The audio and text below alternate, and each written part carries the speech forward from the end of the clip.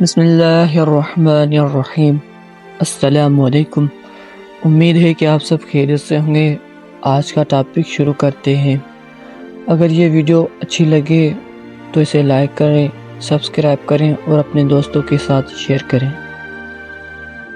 بیگم اکرم صلی اللہ علیہ وآلہ وسلم کے زمانے میں مدینہ منورہ میں ایک شخص رہتا تھا جس کا ظاہر بہت اچھا تھا اور بہت نیک صورت تھا، جیسے اہل ایمان کے درمیان ایک نایاب اور مشہور شخص ہو۔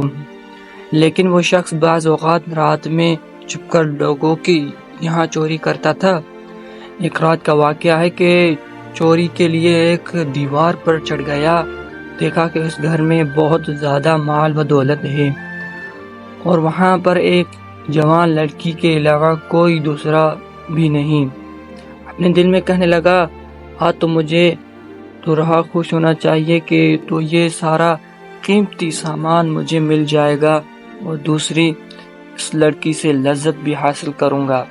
اس فکر میں تھا کہ اچانک غیبی بجلی اس کے دل میں چمکی، جس سے اس کی فکر روشن ہو گئی۔ غور و فکر میں ڈوب گیا اور سوچنے لگا، کیا ان تمام گناہوں کے بعد تجھے موت کا سامنا نہیں کرنا؟ کیا موت کے بعد خداوند عالم مجھ سے باز پرس نہیں کرے گا؟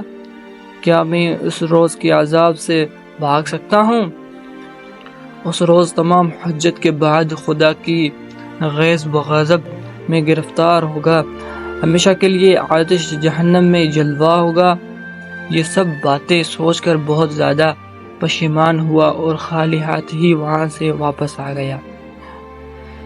جیسے ہی صبح ہوئی، اپنے اسی ظاہری چہرے اور بناوٹی لباس میں پیغمبر اکرم صلی اللہ علیہ وسلم کی خدمت میں حاضر ہوا۔ اچانک اس نے دیکھا کہ وہی لڑکی جس کے گھر میں گزشتہ رات چوری کے لیے گیا تھا، پیغمبر اکرم صلی اللہ علیہ وسلم کی خدمت میں حاضر ہوئی اور غرض میری ابھی تک شادی نہیں ہوئی، میرے پاس بہت زیادہ مال و دولت ہے، میرا شادی کرنے کا ارادہ نہیں تھا، لیکن رات میں نے دیکھا کہ ایک چور میرے گھر میں آیا، اگرچہ وہ کچھ نہیں لے گیا لیکن میں بہت زیادہ ڈر گئی ہوں، گھر میں تنہا رہنے کی ہمت نہیں رہ گئی، اگر آپ مناسب سمجھیں تو میری لیے کوئی شوہر تلاش کریں۔ آن حضرت صلی اللہ علیہ وسلم نے اس چور کی طرف اشارہ کیا، اگر تو چاہے تو ابھی اس کے ساتھ تیرا عقیدہ پڑھ دوں۔ چنانچہ اس نے عرض کیا، میری طرف سے کوئی مانع نہیں ہے۔ چنانچہ آن حضرت صلی اللہ علیہ وسلم نے اسی وقت ان دونوں کا عقد کرا دیا اور دونوں ایک ساتھ اس کے گھر میں آ گئے۔